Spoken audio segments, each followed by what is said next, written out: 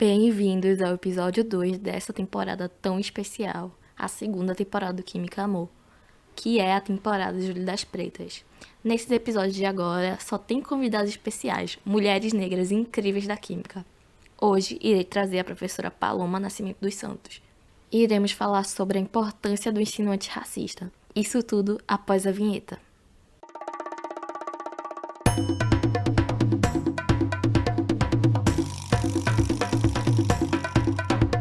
Bem-vindos ao Química Amor, com Rani Santos.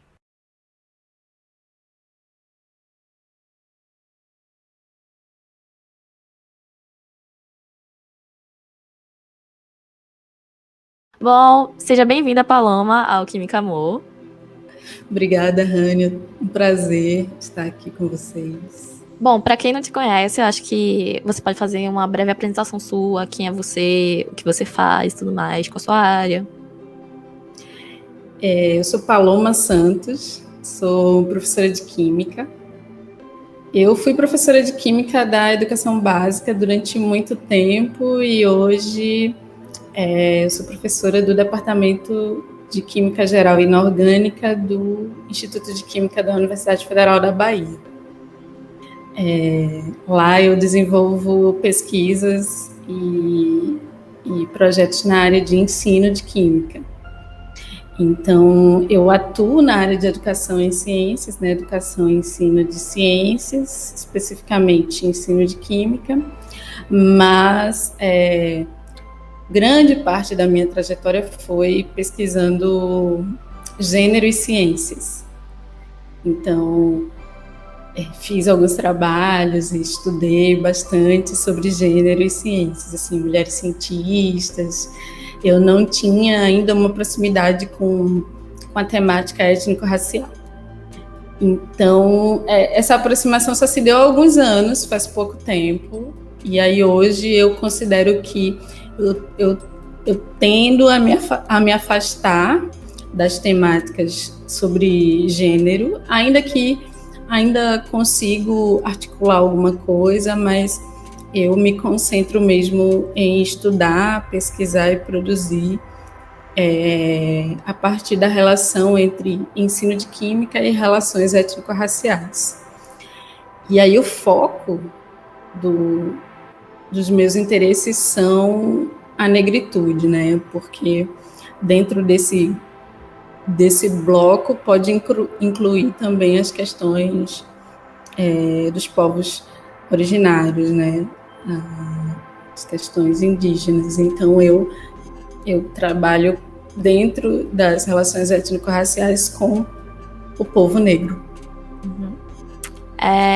Paloma, a primeira pergunta da gente é: qual a importância da escola na formação dos cidadãos? Olha, eu gosto muito de escola, assim, como também. Não só como instituição, assim, mas como local de produção e de conhecimento, né? Eu fui professora do governo do estado de Pernambuco durante 13 anos.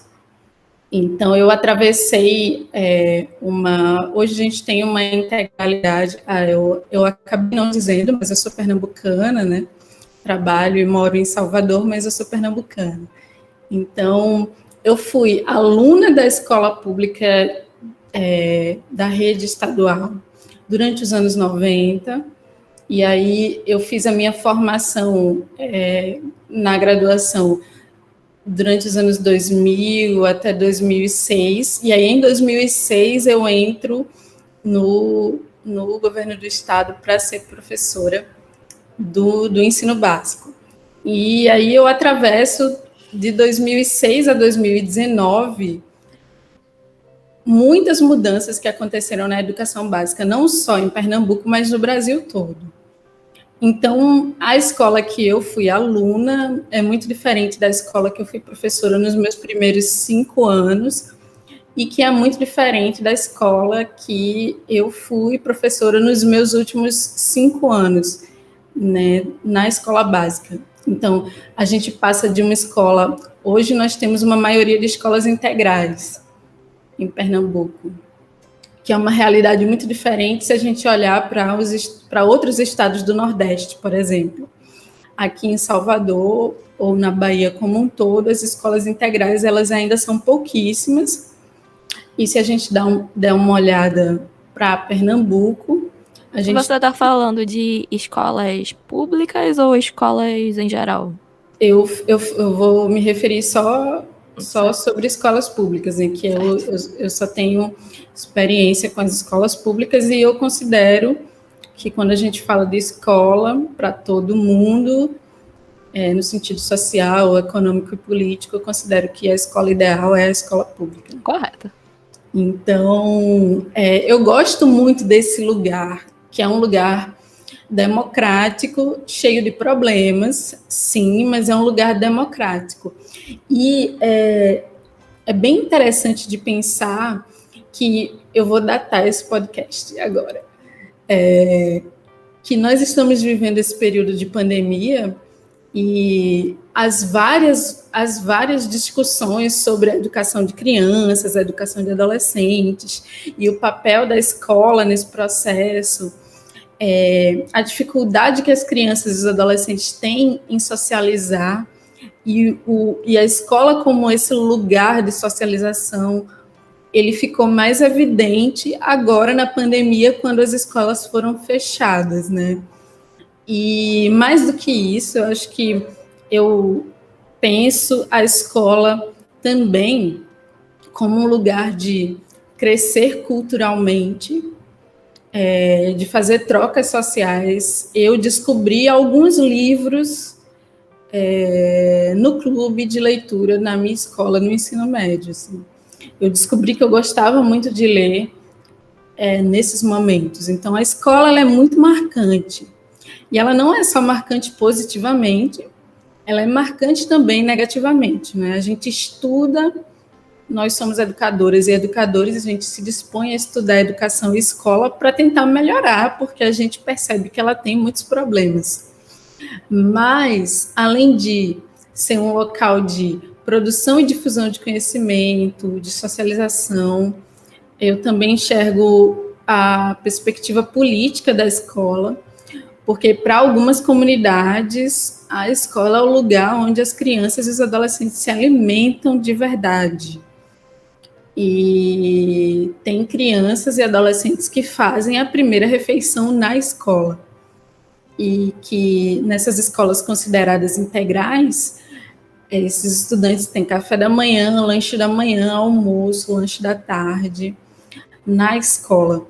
E essa foi uma das grandes dificuldades durante a pandemia, né, não só de organizações sociais, mas de movimentos negros, de que essas crianças, esses adolescentes, quando tiveram que estar em isolamento e distanciamento social, perderam esse lugar de se alimentar.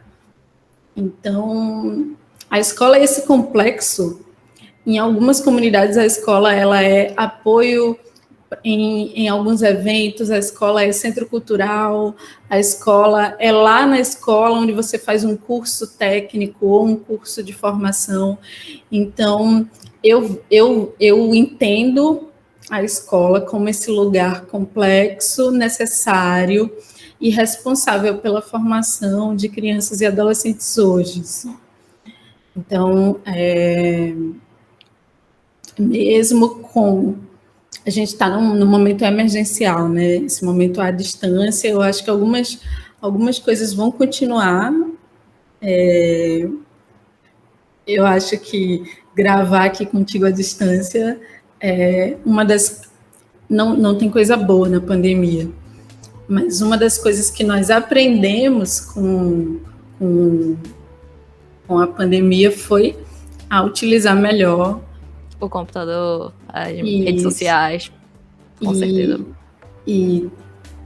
Porque, assim, a gente se encontraria para gravar, sei lá, eu já estou fugindo da pergunta, mas... Sim, nada. O Enex seria em Pernambuco. Sim. Então, aí a gente ia trocar figurinhas e, não, vamos gravar, vamos, sim, eu moro em Salvador, mas eu tô em Recife no Dia das Mães, sabe? Uhum. Então, aí que a gente se encontraria, mas a gente ia se encontrar onde para gravar? Você ia ter que ter um estúdio, sabe? Uhum. E aí, claro, já existem podcasts que são gravados à distância, sempre foram gravados à distância. Mas eu acho que hoje a coisa tá democratizada, assim, para quem tem recurso, né, também. Então, eu acho que essas coisas nós tivemos que aprender nesse período, mas eu acho que a gente aprendeu também sobre a importância da escola, das docentes e dos docentes, e do quanto a vivência na escola ela é importante para a saúde das crianças, para a alimentação das crianças e dos adolescentes, para a socialização das crianças e dos adolescentes, para o desenvolvimento do pensamento crítico, porque a gente não só aprende coisas que a gente precisa para a vida na escola, a gente aprende também coisas para desenvolver a cognição, a gente aprende coisas só para exercitar o livre pensar, então... A escola não é somente... Desculpa interromper, mas a escola não é somente o lugar onde você vai aprender a fazer questões para Enem. Sim. Pela sua fala, dá para perceber claramente que não é só o lugar disso. E eu acho interessante, você falando disso da pandemia, que é impressionante como criança e adolescente está aprendendo a socializar. Eu que faço um estágio em um colégio aqui de Pernambuco. É impressionante como eles conseguem se socializar muito fácil com a internet. Claro, não é parecido com escola mesmo, mas é muito impressionante como eles também conseguem se socializar, conversar. Eu acho que é uma coisa muito boa dos jovens de hoje. Sim, são perfeitamente adaptáveis, né? Uhum. Acho que... Eu não sei se nós estamos... Isso é uma coisa que eu vou falar, mas que é completamente um pensamento para pensar junto. Que eu não sei se a gente condicionou a socialização à presença corporal e direcionou tudo para isso, assim. É claro que o corpo, a gente tem afetos no corpo, a gente tem expressões, a gente se concentra melhor, assim, eu tô te vendo agora, né? Então eu prefiro te ver, mas sim, as crianças se adaptam bastante, acho que mais do que os adolescentes e os adultos, sim. As crianças se adaptam. E existem muitos relatos aí de professoras e professores que têm encontrado soluções para esse período e as crianças elas estão dispostas, eu acredito mesmo nesse processo adaptativo delas e deles, assim. Uhum. E isso é uma esperança de que... E aí, assim, o que é incrível é que a escola continua. Por isso que a escola não é só um local, né? A escola é um complexo, porque quando aquela criança entende que aquilo ali é uma organização temporária da escola dela, né? E claro que em conversas com a família, com as professoras e professores, passar a entender que aquilo é temporário, que o ideal é que a gente esteja juntos e juntas, mas estamos juntas e juntos também aqui por meio dessa tela. Isso é bem interessante, assim. Acho que eu gosto muito de escola, de entender tudo que gira ao redor da escola, mas também sei que tem seus defeitos, né? E também no Brasil especificamente as dificuldades são bem grandes. Ainda assim a gente segue tentando todos os dias, né? Sim, com certeza. Bom, a próxima pergunta é: o que é o ensino antirracista? Eita! Existe uma variedade assim de conceitos, bom, eu poderia definir o meu próprio conceito do que é antirracista, do que é algo antirracista. E o ensino antirracista, antes da gente definir e tentar definir o ensino antirracista, acho que a gente pode pensar na palavra antirracista, né? O que é ser antirracista? É ser contra o racismo, né? Então, ser contra tem uma perspectiva de denúncia, de combate e de enfrentamento e de resistência ao racismo. E então o ensino antirracista seria um ensino focado em combater, denunciar, resistir e propor ações contra o racismo. E aí, pensando, refletindo sobre o que as pessoas têm entendido hoje sobre antirracismo, muito baseados na frase é necessário, não basta só ser contra o ser não racista, tem que ser antirracista. Isso. Acho que é uma coisa assim. Então, algo assim, né? Parafraseando. Acho que a gente precisava ter essa frase tia, principalmente como a gente conhece. Porque atribuem essa frase a Angela Davis. Provavelmente ela disse isso em alguma fala, e que ser contra o racismo não é suficiente, é necessário que você tenha a perspectiva da denúncia e algo mais. O que seria esse algo mais? E aí é sempre importante pensar que esse algo mais, ele requer praxis, né, práticas antirracistas. Então, para além do discurso, para além de dizer que não é racista ou que não apoia ações ou atitudes racistas, é necessário que isso se reflita em ações. Também é necessário um cuidado com a linguagem, e eu acho que a linguagem movimenta muitas ações antirracistas, e também é necessário que essa prática ela não seja apenas individual, ela seja expandida por um grupo. Porque, como a gente acredita numa movimentação coletiva de mundo, a gente acredita que o mundo, ele se organizando coletivamente, a gente consegue, para um todo e não para o individual, as ações. Eu acredito mesmo que esse processo de se constituir uma pessoa antirracista parte do pessoal, mas não deve parar ali, deve se expandir. E aí, por isso que nós nos entendermos como pessoas antirracistas vai influenciar na nossa prática como professoras antirracistas, que vai influenciar no ensino de química antirracista.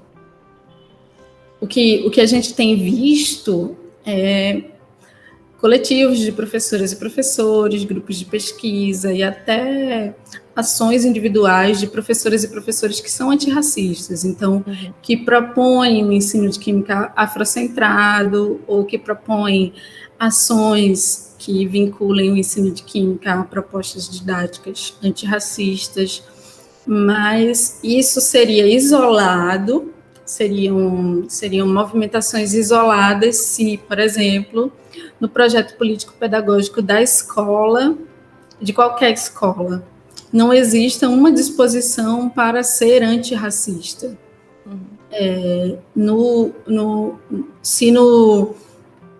Se isso não parte da direção se isso não permeia o currículo escolar, se isso não se reflete nas discussões que existem na escola como um todo, se isso fica voltado apenas para as ações de uma professora, ou de um professor, de um grupo de alunas e de alunos, acho que a gente está recusando essa perspectiva coletiva do ensino antirracista. Então, uma pergunta extra que eu não botei aqui. Você acha que se você fazer isso, de ser uma professora só, você acha que vai ficar algo raso nesse sentido? Não, eu já acho muito válido, assim, porque a gente precisa pensar também na estrutura escolar que a gente tem, né?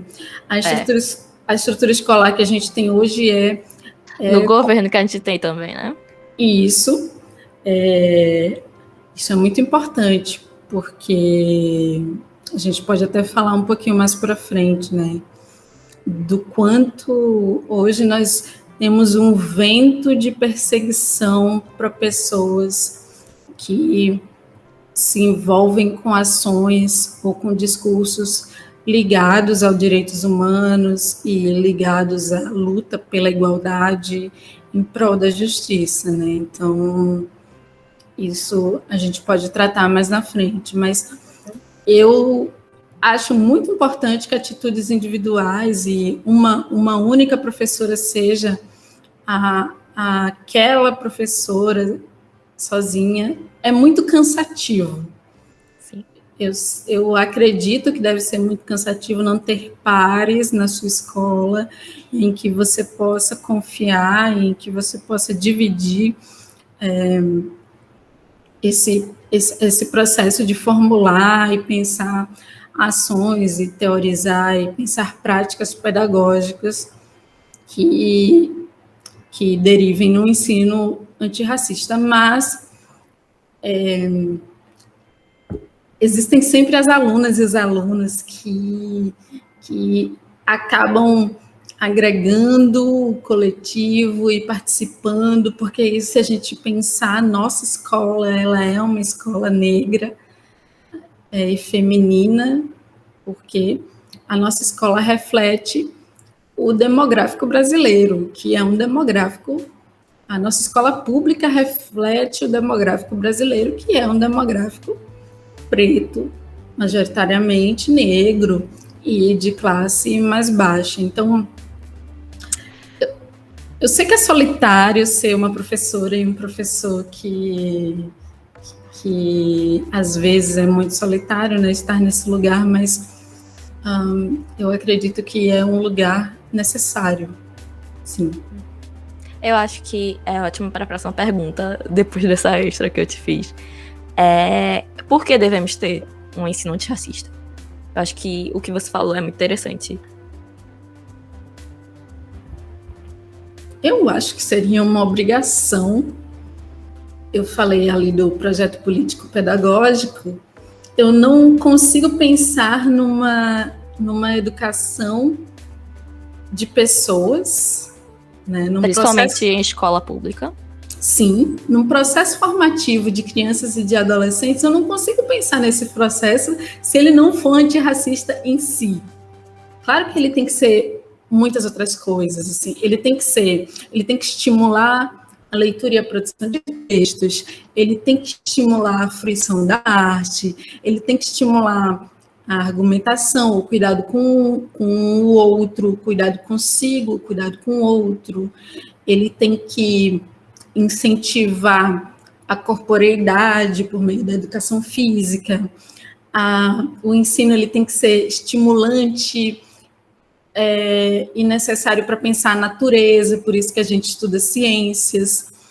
O ensino ele tem que ser historiográfico, porque você aprende com o passado e isso se reflete no adulto que você e na adulta que você vai ser. Mas é muito difícil que esse ensino seja antirracista. Quando se fala que tudo isso que eu falei até agora está presente na escola, mas quando você tenta propor ações antirracistas, aí chega a frase, nossa, hoje tudo é racismo.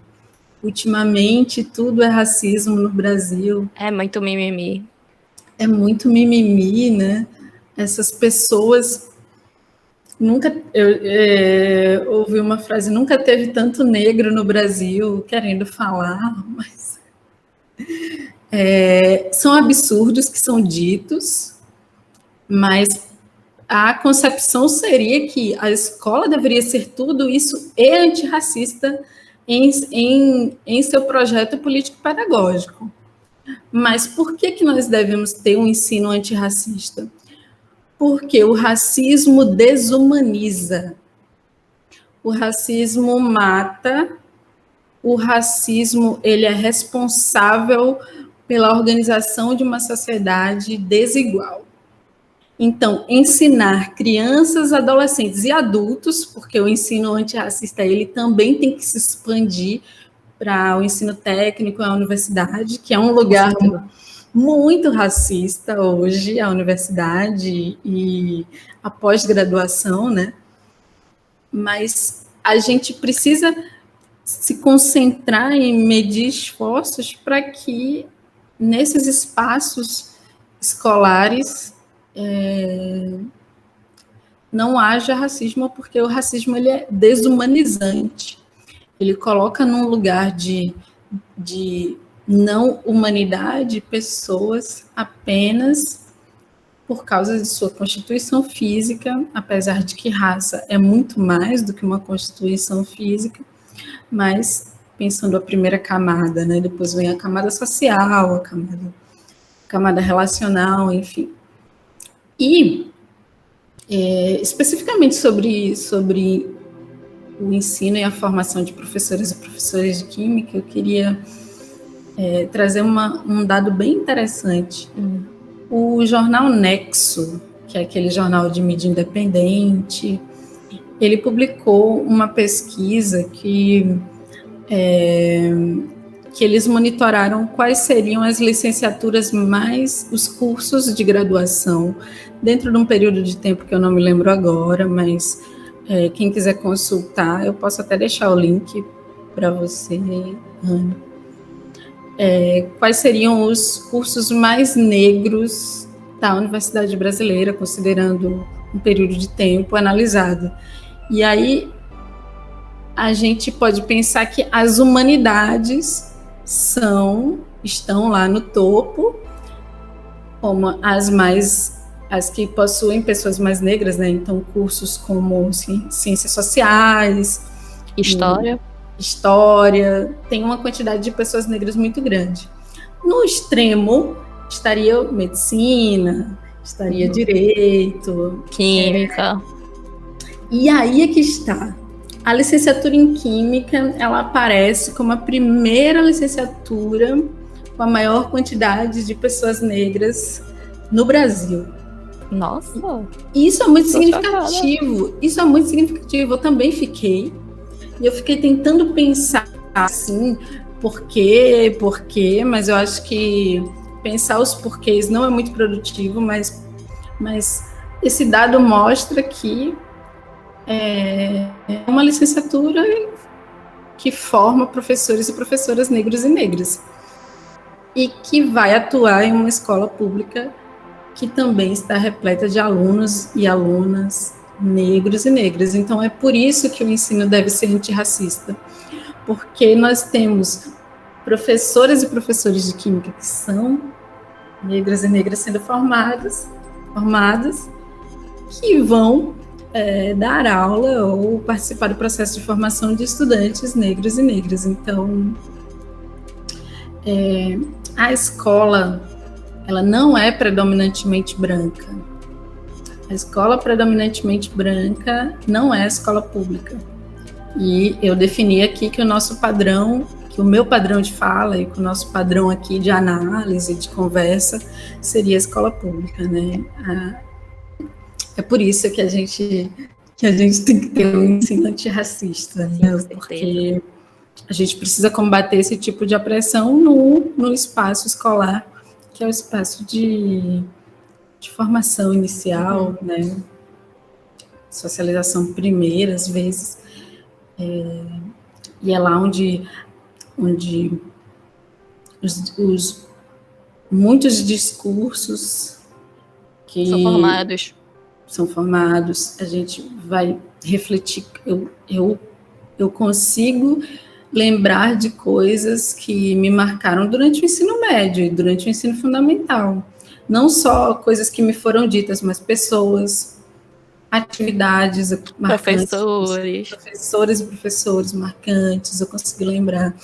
Até os ruins também, né, Paloma? Os ruins, aquela feira de ciências que a gente mobilizou horrores, ela é lembrada. Então, na universidade, então esses espaços educativos, eles são marcantes. Já que eles são marcantes, que eles sejam marcantes também como lugares em que se combate o racismo. Sim, com certeza.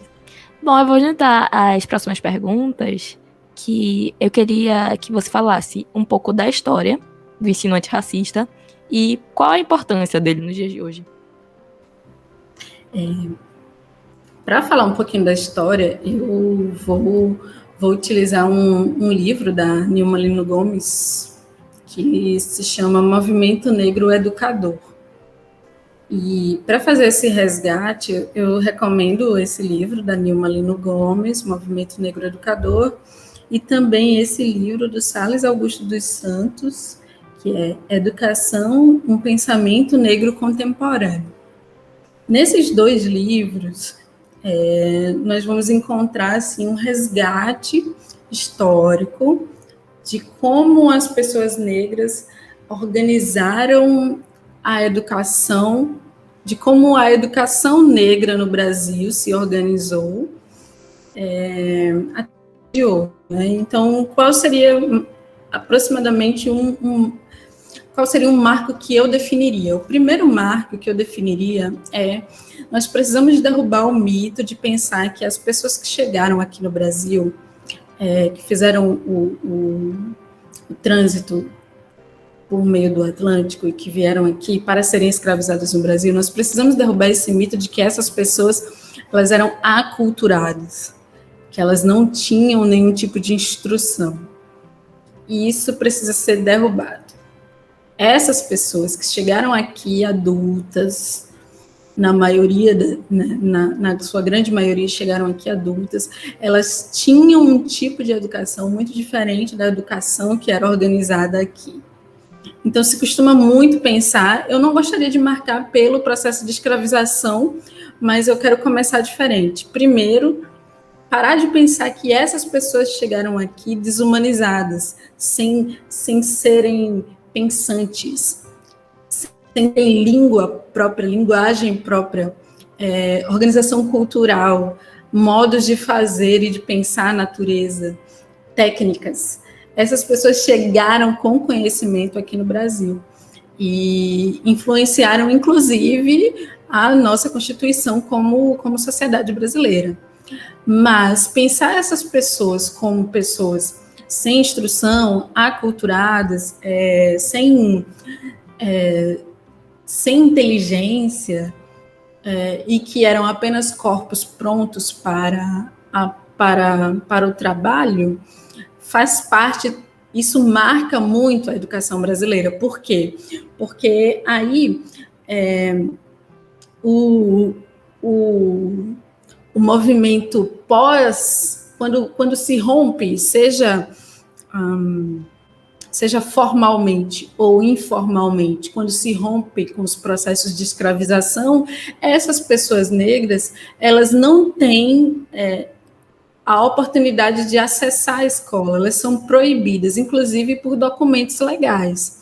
Então, pessoas negras escravizadas ou pessoas negras que não eram brasileiras, natas, elas não poderiam frequentar as escolas que foram organizadas no pós-abolição. E aí a gente já tem uma trajetória de que, se essas pessoas não podiam acessar a escola, que estava sendo organizada ali no primeiro reinado, no Império, o acesso dessas pessoas teria que ser ou pela informalidade ou por... sempre houve resistência, isso também é muito importante de dizer. Mesmo que o Estado, com E maiúsculo, não proporcionava a educação formal para essas pessoas, inclusive proibia, existiam coletivos que estavam dispostos a promover ações educativas. E isso se deu durante muito tempo, e aí o movimento negro ele começa a se organizar. E se nós vamos ter aqui no Brasil coletivos, instituições que vão pensar educação e vão pensar se movimentar para educar pessoas negras especificamente, a base dessa organização curricular ou dessa organização educativa tem que ser um ensino antirracista.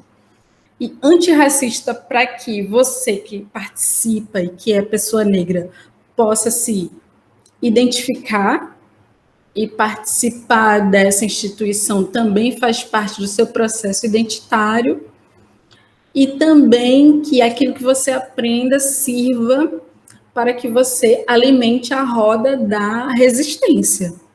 Porque quando a gente entende o mundo, a gente passa a cobrar pelos nossos direitos.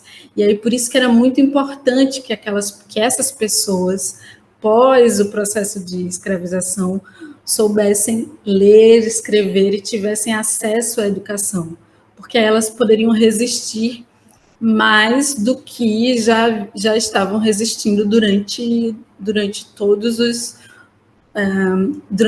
esses anos.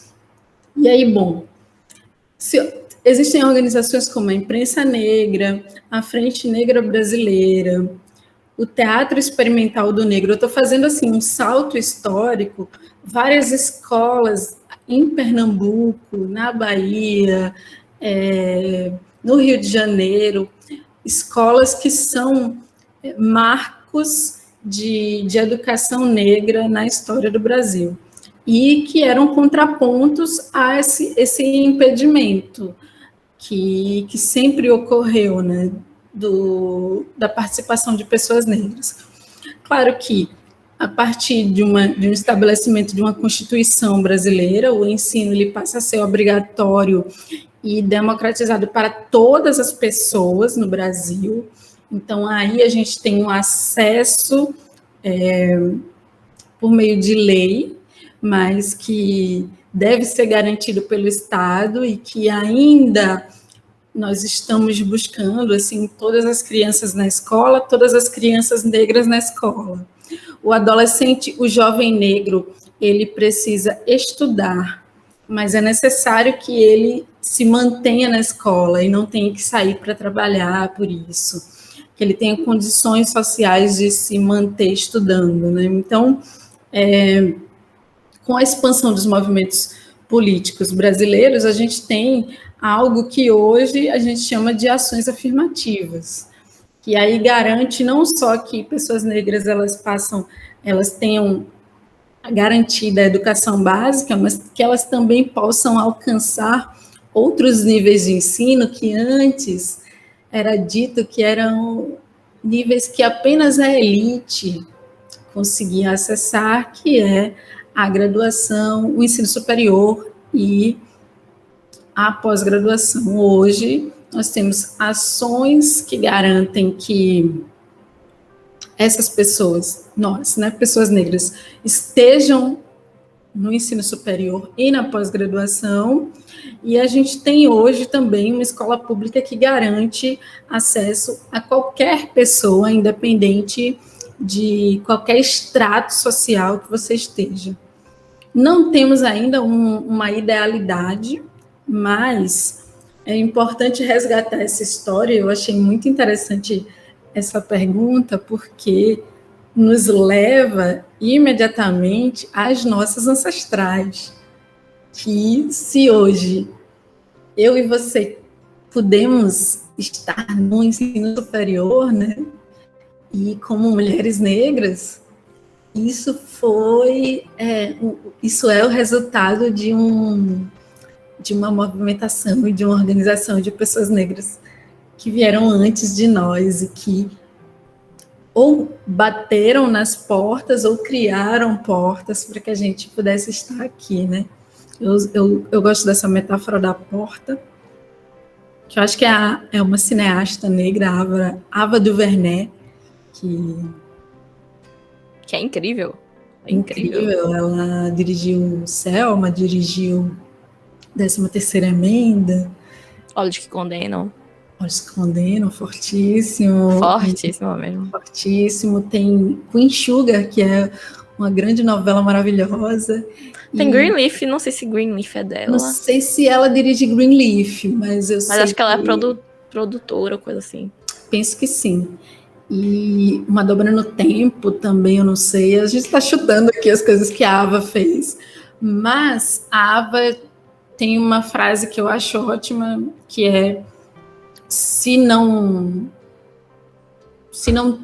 há uma porta para você entrar, para você atravessar, crie a porta. E é importante fazer esse resgate histórico, porque tiveram pessoas negras que vieram antes de nós e que ou derrubaram portas para que a gente pudesse estudar e pensar esse ensino antirracista hoje, ou construíram de fato portas para que a gente pudesse também atravessar. Então, a importância do ensino antirracista hoje, para mim, é unicamente formar pessoas que não desumanizem outras pessoas. É isso. Porque se chamam o meu cabelo de Bombril, se dizem que o meu nariz ele é porrote, ou se eu sou hipersexualizada, porque eu tenho quadris largos, eu estou dentro de um processo de desumanização. Uhum. E aí é muito importante que as ciências, a química e a escola como um todo garantam que esse processo de escolarização e de educação contribua para que a gente não mais olhe para uma mulher negra e pense que ela é boa para fazer sexo apenas, ou que ela é apenas alguém que serve para trabalhar nos serviços básicos, sabe? Que a gente possa enxergar mulheres negras como intelectuais, como engenheiras, como seres pensantes. E isso na escola, na universidade, precisa estar para que esse movimento crítico de mente, que vira um movimento político, uma disposição individual, mas que também vira um movimento político, precisa ser disseminado no Brasil. Ainda falta muito. Eu preciso prender as minhas mãos. Ainda falta muito para que a gente tenha um ensino antirracista disseminado e de forma efetiva no Brasil, mas porque a gente ainda precisa enfrentar e derrubar muitas portas ainda. É uma frase que tu falou de Ava, eu pensei, quando tava falando sobre os ancestrais, eu pensei numa frase, acho que é de Maya Angelou, que ela tem um texto que é Eu Ainda Me Levanto, que eu adoro esse texto, é muito lindo, que a última frase é: eu sou o sonho mais louco dos escravizados. Uhum. Que é basicamente isso, para a gente estar aqui, uma mulher negra, um homem negro também teve que lutar muito, muito, muito, muito, muito mesmo. Sim. Tem uma tradução que eu gosto mais, que é: eu sou o sonho e a esperança dos meus ancestrais. Uhum. Eu gosto bastante dessa tradução. As traduções variam, né? Porque insere essa perspectiva da esperança, sabe? Uhum. Acho que a gente... eu tenho visto assim, que como é dolorido às vezes a gente ser confrontada com a perspectiva antirracista. Às vezes porque você se dá conta de que o mundo ele é um mundo muito difícil, muito cruel. As pessoas são cruéis, reflexos desse mundo, mas que a esperança precisa estar presente. E aí essa tradução, eu gosto muito, não sei de quem é também, são muitas, mas eu gosto porque insere essa perspectiva esperançosa de que a gente precisa honrar essas ancestrais, né? Elas esperançaram por nós. Então, Por que não existe mais pessoas apoiando o ensino antirracista e querendo descolonizar o saber? eu tenho duas perspectivas. A perspectiva da formação. Então, a gente vai ter mais pessoas antirracistas quando tivermos mais ensino antirracista, então mais professoras antirracistas, mais políticos e políticas antirracistas, mais lideranças antirracistas. Vou citar um exemplo, se um líder político, ele faz um discurso e organiza sua liderança política em torno dos direitos humanos e se anuncia como antirracista, as pessoas que votam ou que ouvem esse discurso, elas vão se aproximar dessa pauta. Então, é necessário que tenha mais pessoas antirracistas e que entendam como uma estrutura antirracista funciona para que isso seja propagado.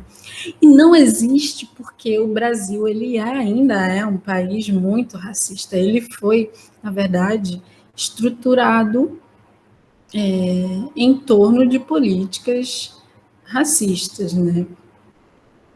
Há quem diga que circula sangue negro em nossos rios, em nossas matas, e é fato, assim, a gente ainda precisa reorganizar a nossa história enquanto sociedade brasileira e tentando sanar as lacunas que ficaram após todo esse genocídio escravizatório. E eu, como a gente falou de esperança, eu tenho esperança, sim, que a gente consegue promover ações e a gente consegue, sim, pensar um futuro menos racista para o Brasil. Mas hoje a resposta a essa pergunta é porque o Brasil, a estrutura escolar, a estrutura política, a nossa estrutura de sociedade, ela foi construída baseada no racismo, né? Baseado na exploração de pessoas negras. Desumanizá-las foi fundamental para construir o Brasil que a gente tem hoje. Então, vai demorar um pouco ainda para que a gente consiga ter uma escola abertamente antirracista e que tenha propósitos de formar crianças e de educar pessoas, não só a escola, mas também na sociedade brasileira de uma forma geral. Quais conteúdos para você de química podemos introduzir para o currículo, para esse ensino? Uma coisa que é preciso pensar é que ao relacionar os conteúdos de química com relações étnico-raciais ou com a perspectiva racial, é necessário ter em mente de que esses conteúdos são interdisciplinares em si. Um exemplo que é um padrão é tentar pensar ligações metálicas ou metais a partir da metalurgia que era feita aqui no Brasil, utilizando as técnicas das pessoas negras, por exemplo, a produção ou então uma área que é muito forte, a área de nutrição, pensar a bioquímica da alimentação e aí também relacionar com alguns saberes negros e negras, a área da química orgânica, pensando nessa química negra medicinal, né, que também a gente tem bastante. Eu acredito que existem muitos conteúdos. Se a gente pensar, então, na organização que é um padrão, que é a química geral, a físico-química e a química orgânica. a gente vai ter conteúdos distribuídos aí dentro desse tripé. O desafio não é tentar adequar um conteúdo racial a cada módulo. Esse não é o desafio. Porque eu não acredito que é assim que a gente constrói um currículo afrocentrado ou um currículo preocupado com as questões raciais. Não é grudando uma temática racial a todos os conteúdos do currículo de Química, mas pensando interdisciplinarmente no que aquele conteúdo ele vai contribuir, não só para pensar a química enquanto ciência, mas também para que a gente tenha o aprendizado desse conteúdo a partir de um ensino antirracista. Então, eu tenho que, a partir da discussão sobre metais, pensar o passado do Brasil, na produção metalúrgica do Brasil. Se eu quiser fazer uma conexão com a África, eu posso fazer. Também entender quem eram essas pessoas, e entender que elas eram pessoas dotadas de inteligência e que desenvolveram técnicas, e aí, a partir daí, pensar os conceitos químicos. Ou então fazer o inverso, né? Pensar os conceitos químicos e ir expandindo isso para as questões raciais. Mas eu acredito que dentro desse tripé é possível, sim, responder a pergunta, né? A gente pode... Quais são os conteúdos de química? Olhando para o currículo, definir quais são eles, vai ser algo que vai vir depois que você se aproximar das temáticas étnico-raciais e tentar fazer essa proposta interdisciplinar, porque reforço o que disse, as temáticas raciais, elas são interdisciplinares por si. Então, é bem possível, e eu acho que se organizarmos em módulos didáticos, eu acho que, inclusive, a gente apresenta uma estratégia de resistência a essa perspectiva do ensino de química, que é muito tradicional e compartimentalizado. Então, eu acho que é possível dessa forma. Aí podemos trazer os filmes que trabalham com o antirracismo e debater conceitos de química nessas aulas? Sim, podemos trazer filmes que trabalham com antirracismo e pensar em conceitos químicos. E eu tenho duas sugestões, assim. O que eu penso é muito difícil você identificar conceitos químicos num filme.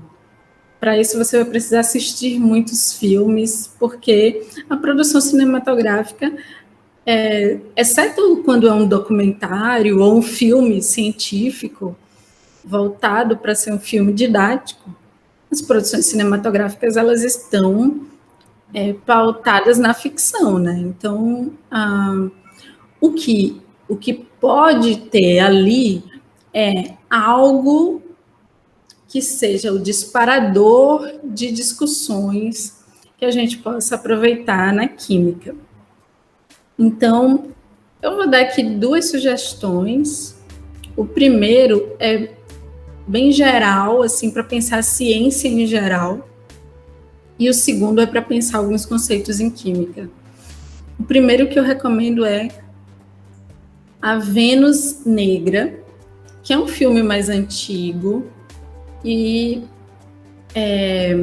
nele vai discutir a vida de Sarah Baartman, que foi uma mulher negra que foi tirada de seu povo, que era o povo Khoisan, na África do Sul, e ela foi escravizada e levada para a França, Inglaterra, para a Europa da época, e ela tinha características físicas no seu corpo que eram muito diferentes do que as pessoas achavam que eram muito diferentes do que uma mulher deveria ter. E aí ela foi exibida como aberração e ela teve seu corpo estudado pelos naturalistas da época. Então, assistir a esse filme, ou então passá-lo em sala de aula, numa aula de química, por exemplo, pode suscitar discussões sobre ética científica, sobre racismo científico e sobre a organização da ciência nos séculos 17 e 18. E de como a Europa, ela desumanizava e animalizava pessoas negras a partir de discursos científicos. E isso a gente vê reverberação disso até hoje, porque a Sarah Bartman, por exemplo, tinha uma estrutura de quadril, que era característico das mulheres do povo khoisan, que elas tinham uma quantidade de gordura muito grande na região do glúteo. E isso reflete hoje, por exemplo, quando uma mulher negra que tenha um quadril largo, ela é vista como um objeto e não como uma pessoa. Porque no passado, alguns discursos científicos, inclusive, marcavam essa mulher que tinha um quadril largo como um ser muito próximo de um animal e não de uma pessoa. Então, o filme Vênus Negra é uma sugestão, e o outro que eu gostaria e esse é mais específico para química, de indicar, é um documentário que está na Netflix, que se chama Skin. Nele, uma atriz, produtora negra, faz um resgate de sua ancestralidade, voltando para casa. Ela vive nos Estados Unidos, e esse documentário fala um pouco sobre pele, cor, não só cor, mas constituição de pele negra. E aí tem vários depoimentos sobre pele, cor da pele, e aí também existem pessoas mais e menos pigmentadas, e especificamente é tratado sobre um processo que é o clareamento de pele de pessoas negras, que em alguns países da África, da Europa e dos Estados Unidos, isso tem se disseminado como uma prática para alcançar novos lugares sociais. Então, numa aula de química, por exemplo, é possível discutir um pouco sobre a química que envolve a pele, não só a partir da melanina, da química da melanina, mas também discutir um pouco sobre processos de hidratação da pele, e aí pode se conectar com o cabelo também, que cabelos crespos não são cabelos não hidratados, que isso é as pessoas quando ousam tocar nos cabelos negros, percebem que eles são macios e ficam surpresas com isso. Mas é um desconhecimento da estrutura capilar, da química capilar e do processo de hidratação do fio, né? Ou então, um discurso desumano de achar que só o cabelo liso é o cabelo macio. Mas esse documentário também pode ser utilizado em aulas de química para discutir um pouco sobre esse processo de clareamento que é feito através da inserção de produtos químicos. Eu escrevi um texto com uma aluna que vai sair sobre esse processo de despigmentação, que é chamado de bleaching. Uhum. E esse documentário gera muitas discussões na química orgânica, também um pouco naquelas discussões finais ali de polaridade de moléculas, também dá para discutir bastante. A química dos fenóis, porque tem um clareador muito utilizado no Brasil, que é a hidroquinona, que é um fenol. Então, geralmente a gente discute a química dos fenóis a partir de solventes orgânicos, né? Você pode fazer uma atividade discutindo esse processo por meio do documentário Skin. Então, os filmes são bem bons e produtivos, mas é sempre nessa perspectiva mais interdisciplinar. Então, note que dá para discutir branquitude, dá para discutir democracia, colorismo, que também está super na ordem do discurso. Dá para discutir democracia, mito da democracia racial brasileira, né? Que a gente acha que nós somos morenos e morenas, né? Da cor do pecado e Da cor do etc. pecado. Morena jambo. E, na verdade, tudo negro e negra, né? Mas essa polêmica em torno das pessoas pardas também é ótima para discutir a partir não só dos conteúdos químicos, da química orgânica, mas também do cruzamento com essas perspectivas sociais, sociológicas, históricas e sociais. Então, a Vênus Negra e o documentário Skin são bons exemplos aí de filmes que podem ser utilizados. Então, nosso papo com Paloma fluiu tanto, que eu tive que dividir o episódio em 2 partes. Então, se ligue na próxima semana que vai ter a parte 2 desse episódio muito especial. Um beijo, sigam Paloma nas redes sociais e também sigam Química Amor nas redes sociais. Estamos como Química Amor Podcast.